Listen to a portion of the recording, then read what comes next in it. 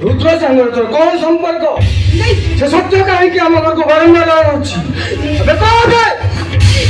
କିଛି କହିପାରିବିନି ତମେ ମତେ ମାରୁ ମାରୁ ମାରିଦେଲେ ବି ମୁଁ କିଛି କହିପାରିବିନି मत कहवाक पड़ो मुझे जानी गोटे छोट घर झील को बह कले एमती सोशल परिस्थिति हरैक पड़े ମୁଁ କରିବା ହେଇପାରେ ସତ ହେଲେ ମୋ ଉପରକୁ ଆଙ୍ଗୁଠି ଉଠେଇଲା ମୁଁ ଜମା ବି ସହିପାରିବି ନାହିଁ ଜମା ବି ନୁହଁ अरे वाह गोटे बेश्यार चरित्र स्वामी जाऊ तो स्त्री पर परिषद तो समय कले चरित्र এই সম্পর্কରେ ଏମିତି କହିବା ପାଇଁ ତମକୁ ଟିକେ ଲାଜ ଲାଗୁନି ତମେ ଯଦି ସ୍ୱାମୀ ହେଇ କଥା କହିପାରୁଛ ତାହେଲେ ମୋ ସ୍ତ୍ରୀ ହେଇ ବାଦ ପଡ଼ିବି କେମିତି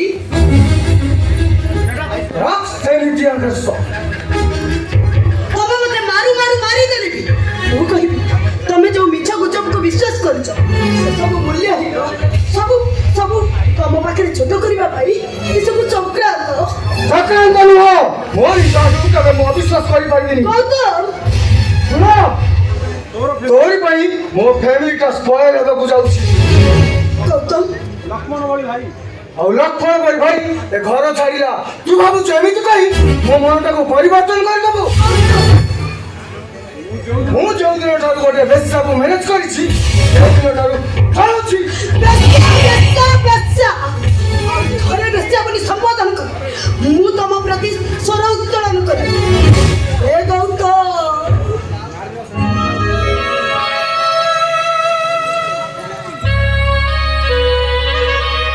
ନାରୀର ଶେଷ ସମ୍ବଳ କ'ଣ ଚାଲିଛ ଦୁଇ ଟୋପା ଲୁହ ହଉ ସେସବୁ ଯେତେବେଳେ ହାର ମାନିଯାଏ ସେ ବାଧ୍ୟ ହେଇ ଆତ୍ମହତ୍ୟା ଶୁଣ ଆତ୍ମହତ୍ୟାର ଧମକ ଦେଇ ଏ ଗୌତମ ଚୌଧୁରୀର ହୃଦୟଟାକୁ ଦୁଃଖିଣୀ ପାରିବୁନି ପର ପୁରୁଷ ସହିତ ରାତି କାଟିବା ଯାହାର ଇଚ୍ଛା ସେ ମଶାଣି ଜୁରେ ଶୋଇଗଲେ ବି କେବେ କୁଳ ବଧୁର ସମସ୍ତ ଗୁଣ ହରାଇଥାଏ ବେଶ୍ୟା ବୋଲି ସମ୍ବୋଧନ କରି ମୋ ଚରିତ୍ରକୁ ନଷ୍ଟ କରି ଦଉଛ ମାନେ କୁଳବହୁର ଚରିତ୍ରକୁ ନଷ୍ଟ କରି ଦଉଛ କାହିଁକି ମୋ ଲକ୍ଷ୍ୟ ଭ୍ରଷ୍ଟ କରୁଛ ତ ନୀତି ଆଦର୍ଶ ବେଶ୍ୟାକୁ ଆଜିବନି ତ ଆଉ କ'ଣ କୁହାଯିବ ହଁ ମୁଁ ବେଶ୍ୟା ମୁଁ ତମ ପରିବାରରେ ମତେ କିଏ ବେଶ୍ୟାବୃତ୍ତି କରିବା ପାଇଁ ପ୍ରସ୍ତାବ ଦେଇଛି କହିପାରିବ ତମ ପରିବାରଟା କେତେ ଚରିତ୍ରବାନ ପରିବାର ବିଷୟରେ ଆଉ ଥରେ କହିଲେ ମୁଁ ତତେ ମାରୁ ମାରିଦେବି ହଜାର ଥର କହିବି ଆରେ ଯୋଉ ପରିବାରରେ ମାକୁ ସ୍ତ୍ରୀ ରୂପରେ ଦେଖାଯାଏ ତାକୁ ବେଶ୍ୟା ବୋଲି କୁହାଯାଏ ସେ ପରିବାର ଗୋଟେ ଶୈତାନ ବେଇମାନ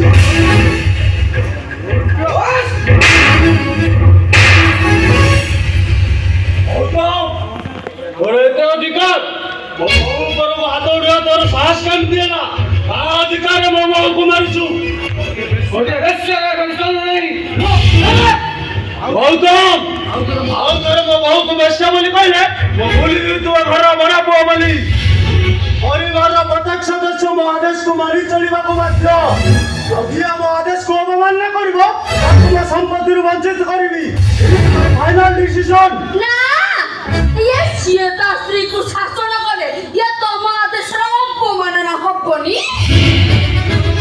हबना सुनंदा तुम्हें उच्च वंश ने जन्म नेला भी उच्च मना लुआ घर गोटे बहु को बेश्या बोली कोई घर तोड़ी दबा तो पालन करबा संगे समान ଆପଣ କାହିଁକି ମୋ ପର୍ସନାଲ ଲାଇଫରେ ହସ୍ତକ୍ଷେପ କରୁଛନ୍ତି ମତେ ମସ୍ତି ତାକୁ ଚାହିଁଲେ ଶାସନ କରିବି ନଚେତ ବିବାହ କରିବି बस करू अरे स्वाति को बहु होबार अधिकार देइथिला किए तो मां देइथिला ना तो भाई देइथिला मो देइथिली निजे अमरनाथ चौधरी हां देइथिला हमें मरना करू तो से तमे देइथिला बोली हमें कहू एबे सेटा को बहु बोली ग्रहण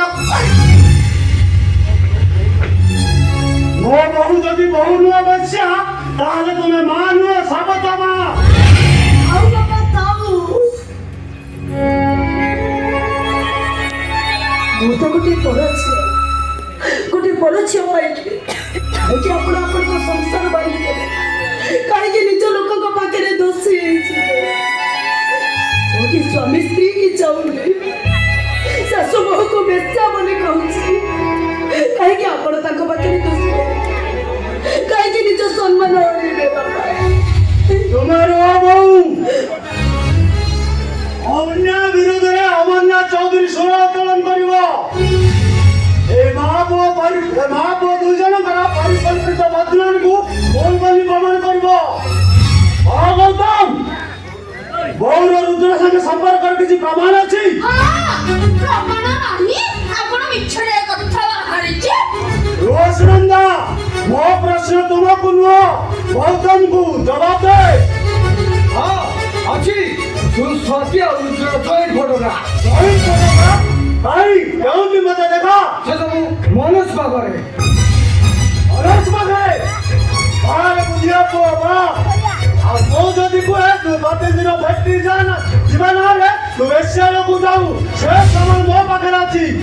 ହଁ ମିଛ କଥା। ହଁ ସତ କଥା। ହରି ଆରେ ମନୋଜ ପାଖରେ ପ୍ରମାଣ ଥାଇ ତୁ ଯଦି ବୋଉକୁ ବେଶ୍ୟା ବୋଲି କହୁ, ଆଉ ମୋ ପାଖରେ ପ୍ରମାଣ ଥାଇ ତତେ ଚରିତ୍ରହୀନ କୁହାଯିବ।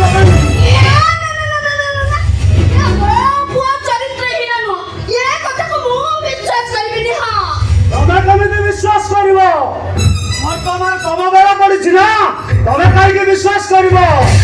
ତମେ କେବଳ କହିବ ମୋ ବୋଉ ବେଶ୍ୟା, କିନ୍ତୁ ତମେ ମନେ ରଖିବା ଉଚିତ ଯାହାର ଶାଶୁ ବେଶ୍ୟାବୃତ୍ତି କରେ ତା ବୋଉ ବେଶ୍ୟା। ଆଉ ତୁମେ ମନେ ରଖ, ସ୍ୱାମୀର ଅପାରଗତା ପାଇଁ ସ୍ତ୍ରୀ ବେଶ୍ୟାବୃତ୍ତି କରେ। ଥାଉ ବାପା ଥାଉ। ଆପଣ କାହିଁକି ସେମାନଙ୍କ ସହିତ ଯୁକ୍ତି କରୁଛ? ମୁଁ ତ ସୂର୍ଯ୍ୟଙ୍କ ଚାରିପଟେ ବୁଲୁଥିଲା ଗୋଟିଏ ଗ୍ରହ, ଯାହାର ନିଜର କିଛି ଆଲୋକ ନାହିଁ। ସେ ସୂର୍ଯ୍ୟଙ୍କ ସହିତ ପ୍ରତିବାଦ କରିବ କେମିତି? ଓ ସୂର୍ଯ୍ୟ ଚନ୍ଦ୍ର ଦେବତା ହେଲେ ମଧ୍ୟ ସେମାନଙ୍କ ଦେହରେ କଳଙ୍କ ଅଛି। ଯେଉଁ ପରିବାରରେ ଶାଶୁ ବେଶ୍ୟାବୃତ୍ତି କରେ ଆଉ ପୁଅ ବେଶ୍ୟାଳକୁ ଯାଏ, ସେମାନେ ଯଦି ଏ ଘରେ ରହିପାରନ୍ତି, ତାହେଲେ ବୋହୂ ଯଦି ବେଶ୍ୟାବୃତ୍ତି କଲା ସେ କାହିଁକି ଏ ଘରେ ରହିପାରିବନି? ଯଦି ଏ ଘରୁ ଯିବେ ତାହେଲେ ମା ପୁଅ ଦୂରେ ଯିବେ।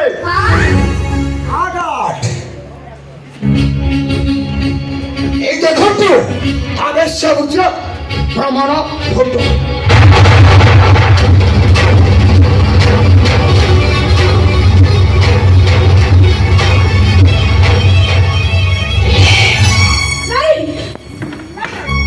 ମତେ ବିଶ୍ୱାସ କରନ୍ତୁ, ବିଶ୍ୱାସ କରନ୍ତୁ ଆପଣ। ଓ ଏ ଅମରନାଥ ଚୌଧୁରୀ ସ୍ୱପ୍ନ ଦେଖୁନି ତ? ଘରର ଲକ୍ଷ୍ମୀ କଣ ଅଲକ୍ଷଣ ହୋଇପାରନ୍ତି? ମୋ ଅଖଣ୍ଡ ବିଶ୍ୱାସରେ ବିଷ ଦେବାକୁ ବୋଉ ମତେ ମାରିଦେଲନି କାହିଁକି? ଆପଣ ସେଦିନ ମୋ କଥାକୁ ବିଶ୍ୱାସ ନେଇ ଏ ନିଜକୁ ବୋହୂ ବୋଲି ସ୍ୱୀକାର କଲେ। ଏ ବେଶ୍ୟାର ଅସଲ ରୂପ ଦେଖିଲ ତ? ମନୋଜ, ଆରେ ତୋ ଡାଡିର ଅଖଣ୍ଡ ବିଶ୍ୱାସକୁ ତୁ ଭୁଲ ବୋଲି ପ୍ରମାଣ କରିଦେଲୁ। ନା, ଏହା କେବେ ହେଇପାରେ ନା। ପ୍ରମାଣକୁ ଯଦି ଆପଣ ପ୍ରତ୍ୟାଖ୍ୟାନ କରୁଛନ୍ତି ତାହେଲେ ମୋର କିଛି କହିବାର ନାହିଁ। ଆପଣ ମୋ ଡାଡି ବୋଲି ମୁଁ ଆପଣଙ୍କ ଭୁଲ ମନ୍ତବ୍ୟକୁ କେବେ ସ୍ୱୀକାର କରିପାରିବିନି। ଏ ଘରେ ମୁଁ ରହିବି, ନଚେତ ସେ ରହିବ। ନାଇଁ ଗୌତମ ନାଇଁ, ତମେ କାହିଁକି ଏ ଘର ଛାଡି ଚାଲିଯିବ? ତମେ ତ ଏ ଘରର ବଡ ପୁଅ, ଏ ବଂଶର ଉତ୍ତରାଧିକାରୀ। ମା ପୁଅ ଭାଇ ସମସ୍ତେ ମିଶି କଳଙ୍କର କାଦୁଅ ଯେତେବେଳେ ମତେ ଲଗେଇ ସାରିଲଣି, ବାପାଙ୍କର 100 ଚିର୍ଚା ମୋ ଆଖିର ଲୁହକୁ ପୋଛି ଦେଇ ପାରିବନି। ଚାଲିଯିବି, ଏ ଘର ଛାଡି ଚାଲିଯିବି। ଆରେ ତୋ ମମି ମରିଗଲା ପରେ ତୋ ଡାଡିଟା ତା ଆଖି ଦୁଇ ହଲି ଦେଇଥିଲା ରେ। ଆଉ ବୋହୂ ମା ଘରକୁ ଆସିଲା ପରେ ମୁଁ ପୁଣି ଆଖି ଦିଟା ଫେରି ପାଇଥିଲି। କହ ଗୌତମ, ତୋ ଡାଡିଟା କଣ ପୁଣି ଥରେ ଅନ୍ଧ ହୋଇଯିବ?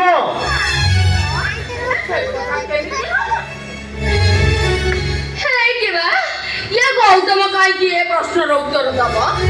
ତମେ ତ ଏ ଘରର ମୁରବୀ, ତମେ ଏ କଥାର ବିଚାର କର। ନାଇଁ,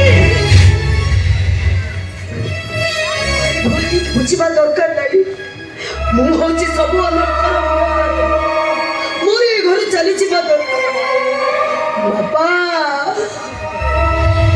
ଏ ଘରକୁ ଆସିଲା ବେଳେ ଆପଣ ମତେ କହିଥିଲେ ମାରେ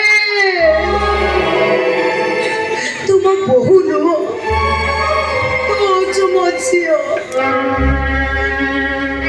ଆପଣ ମତେ ସ୍ନେହ ମମତା ଡୋରିରେ ବାନ୍ଧି ରଖିଥିଲେ। ଆପଣ କୁହନ୍ତୁ ବାପା, ମୁଁ କଣ ଏତେ ବଡ ବିଶ୍ୱାସଘାତକତା କରିପାରିବି? ଆପଣଙ୍କ ବିଶ୍ୱାସରେ ବିଷ ଦେଇପାରିବି?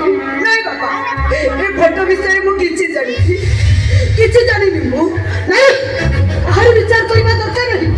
ଏ ଘର ଛାଡି ମୁଁ ଚାଲିଯିବି, ଚାଲିଯିବି ମୁଁ ଚାଲି। ଏ ସୁନନ୍ଦା, ଆରେ ମନୋଜ,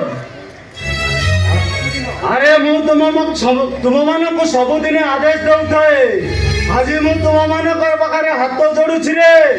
ତୁମମାନଙ୍କର ସବୁ ପ୍ରମାଣ ସତ୍ତ୍ୱେ ମୋ ବୋହୂ ଯଦି ବେଶ୍ୟା, ତଥାପି ତାକୁ ଛାଡ଼ି ମୁଁ ବଞ୍ଚି ପାରିବିନି। ତା ସ୍ନେହ ମମତାରୁ ମତେ ଯଦି ବଞ୍ଚିତ କର, ତାହେଲେ ମୁଁ ଅନ୍ଧ ହୋଇଯିବି, ଅନ୍ଧ। ବାପା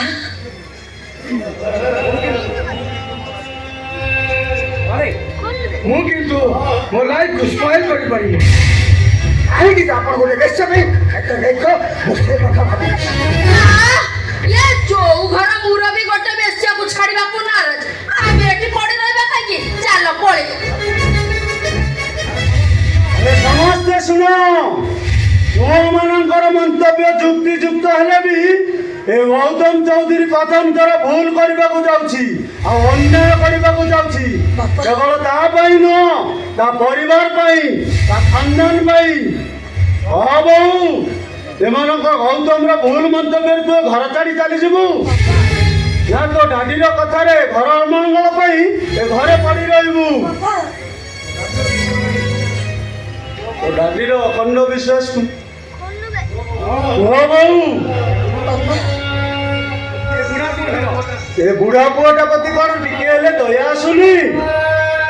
ଯିବାକୁ ଚାହୁଁଛି ମୁଁ ମନା କରୁନି ରେ ମା, କିନ୍ତୁ ଏ ବୁଢାର ଛାତି ଉପରେ ପାଦ ଥାପି ଚାଲିଯା। ନାଇଁ ବାପା, ଆପଣଙ୍କ କଥା ଶୁଣନ୍ତୁ ବାପା। ମାମା ମତେ ଛାଡ଼ିକି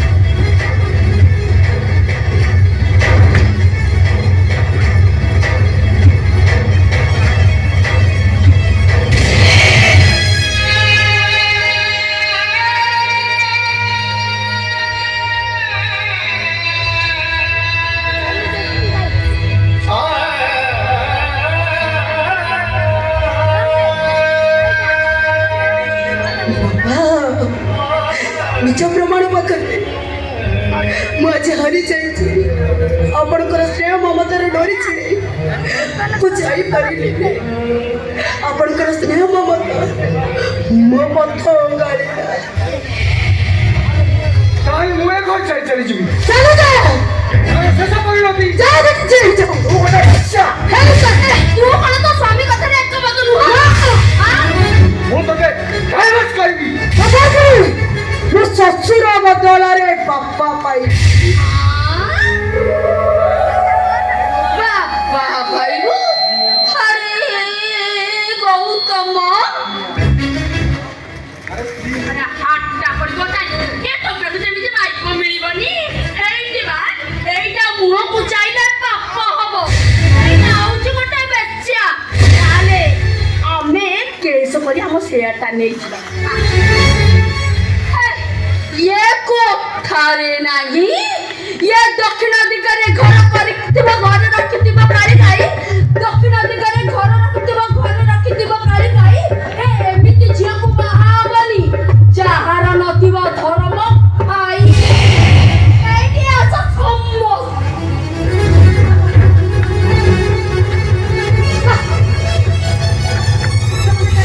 अरे जान तू समाने ମୋ ଲକ୍ଷ୍ମୀପତି ମୋ ବୋହୂକୁ ଯଦି କଳଙ୍କିତ କରିପାରିଲେ, ସେମାନଙ୍କର ଘରେ ରହିବାର ଅଧିକାର ନାହିଁ। ବାପା ନାହିଁ। ମୁଁ ଗୋଟିଏ ପର ଝିଅ ପାଇଁ ଆପଣ କାହିଁକି ଆପଣଙ୍କ ଘର ଭାଙ୍ଗି ଦେଲେ? କାହିଁକି ଆପଣ ସମସ୍ତଙ୍କ ପାଖରେ ଦୋଷୀ ହେଇଯିବେ? ବାପା, ଆପଣଙ୍କୁ ମୋ ରାଣ ମତେ ଏ ଘରୁ ଯିବାକୁ ଦିଅ। ଆରେ ମା, ତୁ ଏ କଣ କଲୁ?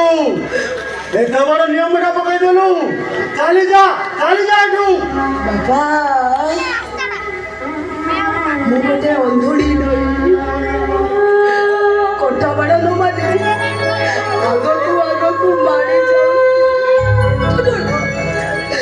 କେବଳ ଆପଣ ଉପରେ ଟିକେ ଭରସା ନାହିଁ।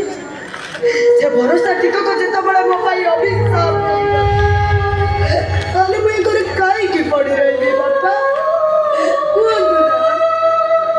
ପ୍ରଥମରୁ ମୋର ଦୁଃଖ ସହିବାର ଅଭ୍ୟାସ ଅଛି। ଦୁଃଖ ସହିତ ପରା ମୁଁ ବନ୍ଧୁ ବାନ୍ଧିଛି।